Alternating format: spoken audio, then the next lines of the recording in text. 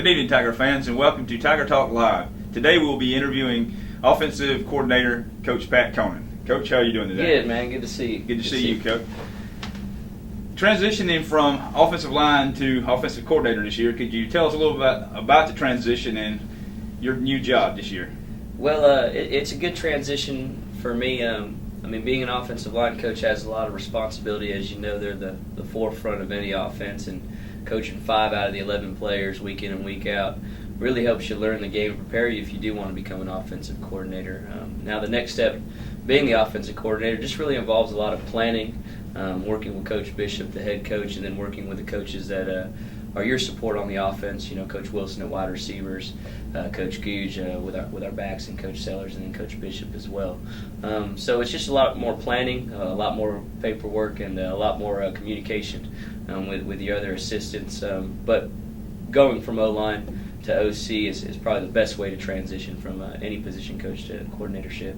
Okay, Coach, seems like you made a great transition. Appreciate it. Leading into the next question, the last 3 games you scored 30-plus points.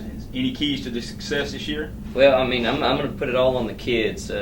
Starts obviously up front with the offensive line. When they block people, it makes life very, very easy for our skilled kids to carry the football and catch the football as well. But we have an onslaught of guys we can get the ball to at any given time, whether it's Sidney Johnson or Tristan Smith carrying the football, Marcus running or throwing the football, Austin, Harris, Blaine Bishop, getting it out to Gud or getting it to Marquell or Morgan Garrison. We feel comfortable just getting the ball in their hands. So, the fact that any of them carry the ball and take the distance at any time, the fact that we are blocking people up front pretty well, they're the guys putting the points on the boards. All they got to do is just read off a play from a script, and they make the magic happen.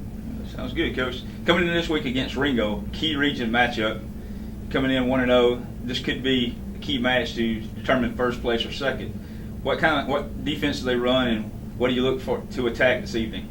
Ringgold's a 4-4 defense. We haven't seen that in a while. We've seen a lot of 3-5. Dalton was the last team we played that was a 4-4.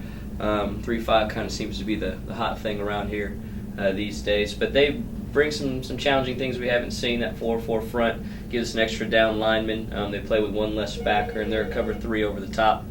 But we just got to make sure we know our assignments, follow our rules, and everything will take care of itself. They have a big group of skilled kids. They're big up front as well. And we just know that if we stick to our assignments, we follow our rules, and we run our feet and our blocks, and just keep constantly pressing the line of scrimmage and moving the ball forward, we'll be okay when it's all said and done.